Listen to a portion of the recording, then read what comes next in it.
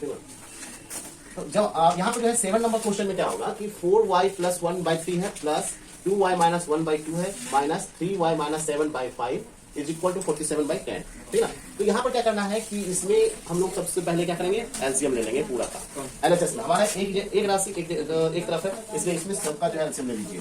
तो ये 3, 2 और 5 का लॉसन जो होगा 30 हो जाएगा। 5 गुना 10 दिया 30।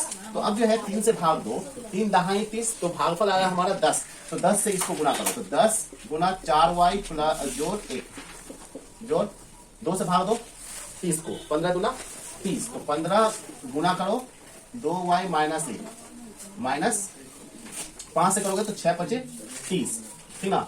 तो ये हो जाएगा 6 गुना 3y minus 7 is equal to 47/10, ठीक ना। कोई दिक्कत? चलो अब जो है इसमें क्या 0 काट सकते हैं, ठीक ना, काट दिए। अब इसको ब्रैकेट को तोड़ दो, 4 दहाई 40y प्लस 10 एकम 10 प्लस 15 गुना 30y और प्लस माइनस माइनस 15 एकम 15 और minus plus minus minus 36 18y और माइनस माइनस प्लस 42 और ये 3 उधर जाके गुणा कर दो बराबर 47 गुना 3। अब ये करो, ये दोनों को जोड़ दो, 40 प्लस 30 70y माइनस 18y, ये वाला यहाँ लिखिए, और ये दोनों को जोड़ दो तो प्लस 42 10 52 और ये माइनस 15 बराबर, इसको गुना कर दो 7 21 के 1 बाकी 2 4 12 2 14 141। अब यहाँ पर माइनस करो, 10 में से 8 जाएगा 2 और 6 में से क्या 5, कितना y और प्लस इसमें से घटा दो तो कितना हो जाएगा 7 5 12 तो 4 में से क्या 3 37 प्लस 37 बराबर 141। अब जो है यहाँ पर ये जो है 37 को प्लस 37 है तो उधर ले जाओ, माइनस 37 हो जाएगा 52y बराबर 141 माइनस 37।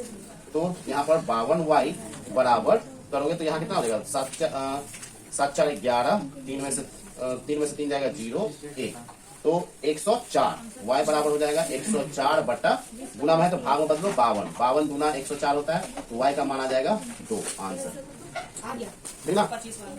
अब यहाँ पर देखोगे कि 9 नंबर क्वेश्चन जो है 8 नंबर हम लोग बना चुके, 9 नंबर पे क्या है कि इसमें क्रॉस मल्टीप्लीकेशन करना होगा। तो 15 into 2 minus x minus 5 into x plus 6 बराबर 6 इंटू 1 माइनस 3x, ठीक ना। अब ब्रैकेट ब्रेक कर दो, 15 गुना 30 माइनस 15x माइनस 5x, ठीक ना, प्लस माइनस माइनस 6 बचे 30 बराबर 6 कम 6 माइनस 36 18x। ये कितना हो जाएगा, ये प्लस 30 और माइनस 30 काट देते हैं, कोई दिक्कत नहीं है। माइनस 15 अब माइनस 5 तो माइनस 15 5 20x बराबर यहाँ पर 6 माइनस 18x। ये माइनस इधर करोगे तो क्या हो जाएगा प्लस मिलेगा तो माइनस 20x और इसको इधर करोगे तो माइनस प्लस में बदलेगा तो 18x बराबर 6। तो ये हो जाएगा 20 में से 18 को माइनस करना पड़ेगा तो माइनस 2x माइनस 20 है और प्लस 18 है तो माइनस 20 में जो घटाओगे 18 को या जोड़ दो 18 को तो क्या हो जाएगा माइनस 2x आएगा बराबर 6। तो यहाँ हो जाएगा गुना में है तो भाग में बदलो तो x बराबर 6 बटा माइनस 2 2 तिहाई 6 तो x का मान आएगा माइनस 3 आंसर, ठीक है। कोई दिक्कत? क्वेश्चन नंबर 8 में क्या है कि यहाँ पर x है 0.3 plus 0.7x by x is equal to 0.95। Cross multiplication करेंगे तो ये हमारा हो जाएगा 0.3 plus 0.7x is equal to इसको x से गुना करोगे तो 0.95x, ठीक ना। अब जो है ये वाला टर्म्स को उधर लेके चले जाओ तो ये 0.3 बराबर 0.95x और ये प्लस है तो इधर आएगा तो माइनस 0.7x तो ये हो जाएगा 0.3 अब इज इक्वल टू, अब यहाँ माइनस करोगे तो यहाँ कुछ नहीं है तो 70 कर लेते हैं, 2 डिजिट का कर लेते हैं दशमलव के बाद तो आसान होगा घटाना। 5 तो 95 में से 70 घटाओगे तो कितना हो जाएगा 5 7 तो 9 25 आएगा ना तो ये हो जाएगा 0.25x, ठीक है, क्लियर है। तो यहाँ से x बराबर 0.3 अब बटा ये गुना में तो इधर आके भाग हो जाएगा 0.25 दशमलव के बाद बराबर डिजिट कर लो तो यहाँ दशमलव के बाद 1 डिजिट और यहाँ 1 डिजिट है यहाँ 2 है, इसको 0 डाल दोगे तो बराबर हो जाएगा तो दशमलव क्या हो गया उड़ गया।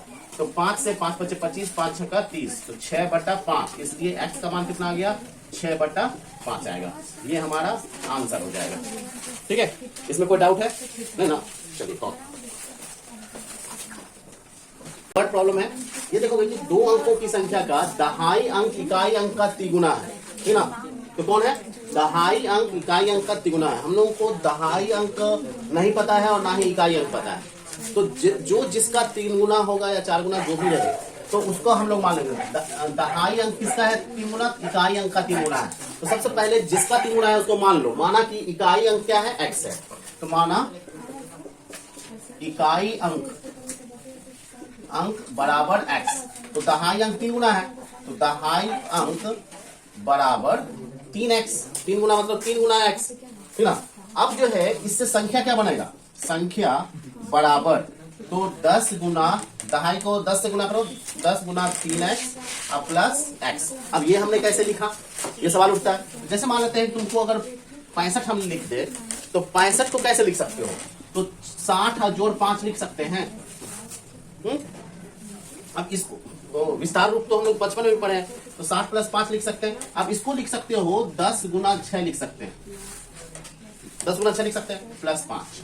वैसे ही यहाँ पर इसका मतलब जो दहाई अंक है उसको 10 से गुना करते हैं और इकाई अंक को 1 से गुना करते हैं, ठीक है। तो यहाँ पर भी वैसा ही है। दहाई अंक ये है, इसको 10 से गुना किया गया, जो इकाई को 1 से करेंगे तो उतना ही हो जाएगा, तो उतना x आ जाएगा, ठीक है। क्लियर है?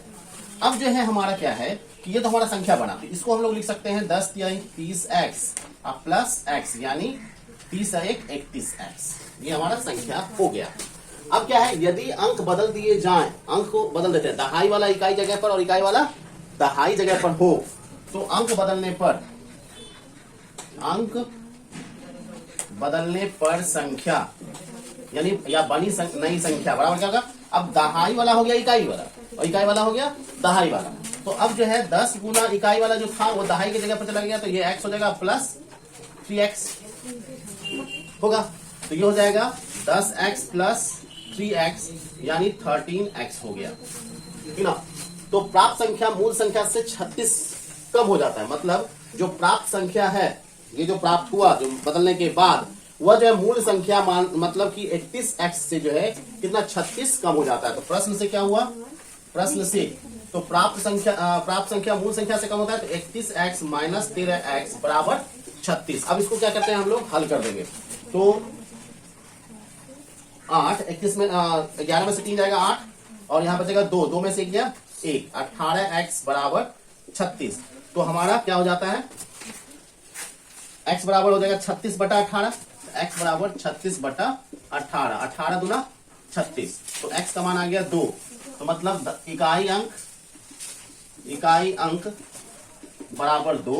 तो दहाई अंक क्या हो जाएगा? 3 गुना, दहाई अंक बराबर 3 गुना 2 तो 6। इसलिए संख्या बराबर, संख्या निकालना है तो संख्या बराबर क्या होगा? संख्या बराबर, तो यहां पर जो है 10 गुना 3x यानी 3x अब प्लस x। तो यहां पर आ गया, ये तो 3x हमारा कितना आया? 6, है ना। तो 10 गुना 6 अब प्लस 2 तो कितना हो जाएगा? 62। 10 छक 60 प्लस 2 62। क्लियर है? तो ये हो गया हमारा संख्या। बहुत ही आसान है, कोई दिक्कत नहीं है, ठीक है। टॉपिक का 11 नंबर क्वेश्चन। एक नाव धारा की दिशा में एक घाट से दूसरे घाट तक जाने में 9 घंटे लगाती है और धारा के विपरीत दिशा में यही दूरी 10 घंटे में पूरा करती है। यदि धारा की चाल 1 किलोमीटर प्रति घंटा हो तो शांत जल में नाव की चाल एवं दोनों घाटों के बीच की दूरी ज्ञात करें। तो यहाँ पर देखोगे कि जब एक घाट से दूसरे घाट में जाता है ना, तो धारा के, जैसे मानो धारा इधर बह रही है, अगर कोई नाव धारा के दिशा में अगर चल रहा हो, ठीक ना, अगर धारा की दिशा में अगर चल रहा हो तो उसकी स्पीड ज्यादा हो जाएगी, नहीं उसकी चाल ज्यादा हो जाएगी, नाव की चाल बढ़ेगी। और अगर विपरीत दिशा में चलेगा तो नाव की चाल घट जाएगी, उल्टा चलेगा। तो यहाँ पर देखोगे कि एक नाव के, हमको क्या नहीं दिया हुआ है, हमको धारा की चाल तो दिया हुआ है, नाव की चाल नहीं पता। तो शांत जल में नाव की चाल पहले ज्ञात करना पड़ेगा, मानना पड़ेगा। तो माना शांत जल में नाव की चाल बराबर x किलोमीटर प्रति घंटा, ठीक है। तो धारा की दिशा में नाव की चाल, धारा की दिशा में नाव की चाल क्या हो जाएगा? जो धारा की चाल प्लस नाव की चाल दोनों जुड़ जाएगा, ठीक है। तो x प्लस 1 किलोमीटर प्रति घंटा और धारा के विपरीत दिशा में नाव की चाल बराबर x माइनस 1 घट जाएगा, जितना धारा की चाल होगी उसका घट जाएगा, तो कितना किलोमीटर प्रति घंटा। ये तो हो गया पूरा। अब जो है एक घाट से दूसरे घाट तक जाने में 9 घंटे लगाती है अगर नाव धारा की दिशा में चलती है तो चाल बराबर क्या होता है, चाल बराबर दूरी बटा समय। तो समय बराबर क्या हो जाएगा, दूरी बटा चाल। क्लियर है। तो यहां पर तो देखोगे कि जब धारा की दिशा में चलती है एक घाट से दूसरे घाट में, तो दूरी मान लेते हैं हम लोग क्या, y मान लेते हैं, यहां से यहां तक की दूरी, है ना। तो माना घाटों के बीच की दूरी बराबर y, यहां मान लेते हैं इतना x, और घाटों के बीच की दूरी बराबर y, ठीक ना, y किलोमीटर। अब जो है हम लोग क्या करते हैं कि उसको 9 घंटा लग रहा है जाने में, तो कितना हो जाएगा, 9 घंटा लगाती है, तो y बटा x प्लस 1 जो धारा की दिशा में अगर जा रही है, एक घाट धारा की दिशा में जा रही है तो 9 घंटा बराबर हो जाएगा 9 घंटा। ये तो 9 घंटा आ जाएगा, धारा की दिशा में जा रहा है तो 9 घंटा आएगा ना। और यहां से हो जाएगा y बराबर 9 गुना x प्लस 1, ये पहला समीकरण मान लीजिए। अब फिर बोल रहा है कि विपरीत दिशा में जाती है तो यही दूरी 10 घंटे में पूरा करता है। अगर विपरीत दिशा में जाएगा तो धारा की दिशा में, ये धारा की दिशा का है, दिशा में, और यहां पर धारा के विपरीत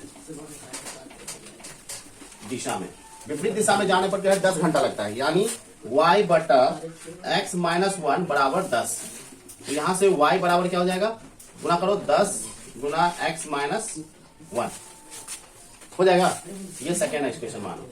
अब देखो समीकरण फर्स्ट और सेकेंड में दूरी तो हमेशा बराबर ही तय करेगा, तो दो LHS बराबर है तो RHS क्या हो जाएगा, बराबर हो जाएगा। तो समीकरण फर्स्ट और सेकेंड से, समीकरण फर्स्ट तथा सेकेंड से क्या हो जाएगा, ये हो जाएगा फर्स्ट वाला 9 into x plus 1, 9 into x plus 1 बराबर हो जाएगा, ये हो जाएगा 10 इंटू एक्स माइनस 1, ठीक ना। तो ये कितना हो जाता है, 9x प्लस 9 बराबर 10x minus 9, sorry 10x minus 10। अब इसको जो है ये x वाला उधर कर दो, इसको इधर कर लो, तो ये कितना हो जाएगा, तो ये उधर जाएगा तो ये प्लस है तो माइनस हो जाएगा, और ये इधर आएगा तो माइनस है तो प्लस हो जाएगा। तो 10 प्लस 9 बराबर 10x माइनस 9x, तो हो जाएगा 19 बराबर 10 में से 9 जाएगा 1x, मतलब x का मान हो जाएगा 19, ठीक ना। तो x क्या है, नाव की चाल, तो नाव की चाल है तो किलोमीटर पर आवर, मतलब शांत जल में नाव की चाल कितनी हो गई, 19 किलोमीटर प्रति घंटा। तो नाव की चाल बराबर 19 किलोमीटर प्रति घंटा। अब जो हम लोग को निकालना है दोनों घाटों के बीच की दूरी, तो कोई भी समीकरण में, समीकरण फर्स्ट या सेकेंड में जो है x का मान क्या करो, रख दो। तो x का मान रखोगे, समीकरण फर्स्ट से ही ले लेते हैं, समीकरण फर्स्ट से, तो ये क्या हो जाएगा, y बराबर 9 इंटू एक्स प्लस 1, तो 9 इंटू एक्स का मान हो गया 19 प्लस 1, तो क्या हो गया इतना किलोमीटर, तो 19 प्लस 1 हो जाता है 20, अब 20 नमा 180, ठीक ना, तो 180 किलोमीटर आंसर, ठीक है। तो दूरी भी आ गया 180 किलोमीटर आ जाएगा, 19 प्लस 1 20, अब 20 नमा 180, तो 180 किलोमीटर दूरी हो गया और नाव की चाल 19 किलोमीटर आ जाएगा। क्लियर है, कोई दिक्कत नहीं, चलिए।